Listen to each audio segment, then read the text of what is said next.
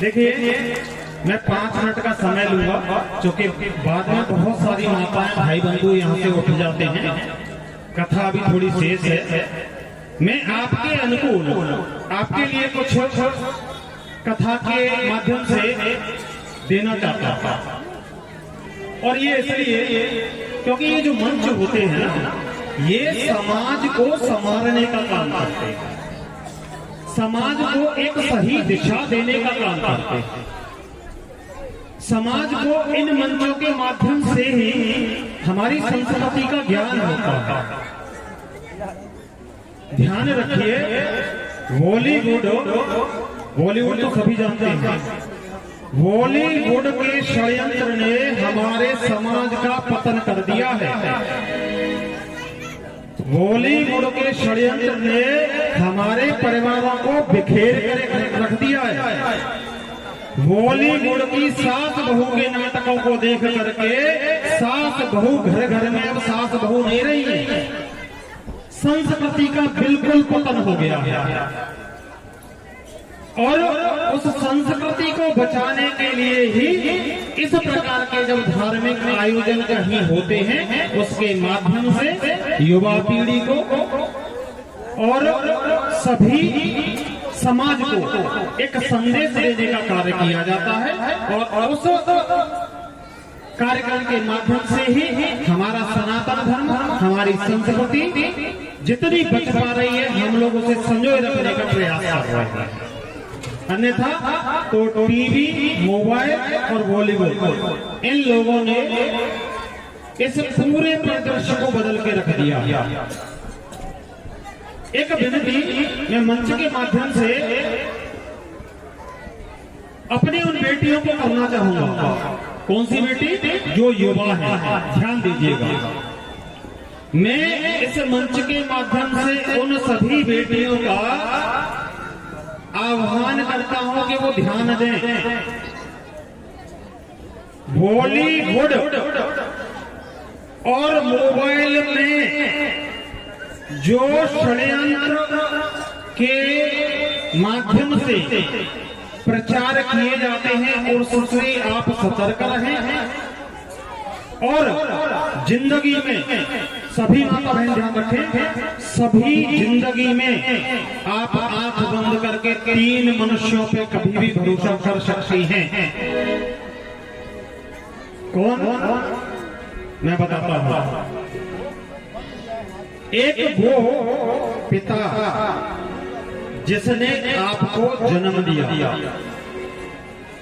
जिस पिता ने आपको जन्म दिया, वो पिता कभी भी आपका अहित नहीं चाहेगा।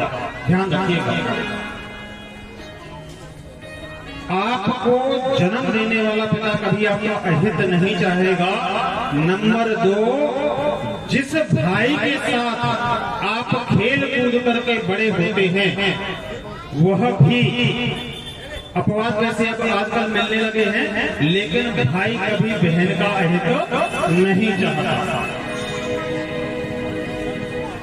नंबर 3, जिस व्यक्ति के साथ आप 7 फेरे लेकर के अपने पिता के घर को छोड़ करके चली जाती हैं, आपका पति, अगर वो जिम्मेदार है तो वास्तव में वो आपको कभी धोखा नहीं देगा, और उस पे आप विश्वास करती ही हैं और करना ही चाहिए।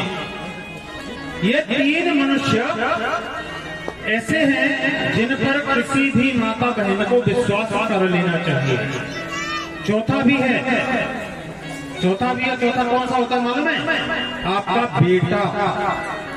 लेकिन आजकल के बेटे कुछ ऐसे भी होने लगे, इसलिए मैंने चौथी कैटेगरी को अपवाद स्वरूप छोड़ दिया। हालांकि चौथे नंबर पे आपका बेटा आता है। ये 4 मनुष्य ऐसे होते हैं सभी माता बहन की जिंदगी में कि आप आंख बंद करके इन पे विश्वास कर सकते हैं, और इसके बाद यदि बहुत ज्यादा आवश्यकता पड़े तभी आप किसी 5वें व्यक्ति पे विश्वास करना। अन्यथा आज का जमाना ऐसा है कि भाई भाई का शत्रु है, पड़ोसी पड़ोसी का अहित करना चाहता है, हित नहीं चाहता, इसलिए सतर्क रहें, सावधान रहें। जमाना बहुत खराब है। मैं सभी युवा बेटियों से कहना चाहूंगा, आपको जिस माता पिता ने पाल पोष कर बड़ा किया, आपको कलेजे के टुकड़े की भांति संजो कर रखा, 18 साल 20 साल 25 साल तक आपके ऊपर खर्च किया, और आप एक क्षण में उन माता पिता भाई के प्यार को ठुकरा कर किसी के भी बहकावे ना करके उनको त्याग करके चले जाते हो, ऐसा कदम उठा लेते हो, ऐसा कतई नहीं करना। अगर आप सनातन धर्म में विश्वास रखती हैं तो आज से प्रण लेकर के जाएं कि कोई भी बेटी इस प्रकार का कृत्य ना करे। यदि ऐसा करना भी है तो अपने पहले माँ भाई को आप अपनी सहमति से, उनकी सहमति से